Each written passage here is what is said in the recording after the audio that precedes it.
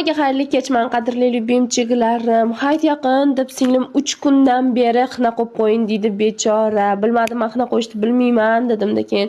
Mana keyin singlim bilasizlar salonchilikka o'qiydi. Avval ruchkada chizib olib, keyin qo'ysangiz chiroyliroq chiqadi dedi. Bo'ldi gap yo'q dedim-da Pinterestdan sразу eskizini ko'rdim-da ruchka bilan qo'liga chizishni boshladim. Biram qiyin ekan, bormaydi ish ekan. Ruchkada-ku chizish oson ekan, lekin men bu xinada chizish, nexa degan xina bor-ku, shu xinani uchi o'zi teshigi katta bo'lar ekanda, qandaydir ko'p chiqib ketar ekan, ingichkarog'idan olmagan ekanmizmi bilmayman. Rosa qiynaldim. Lekin o'zimga yoqdi, qanaqadir chiroyli chiqdi-da, xullas ko'nglimdagidaqa chiqdi.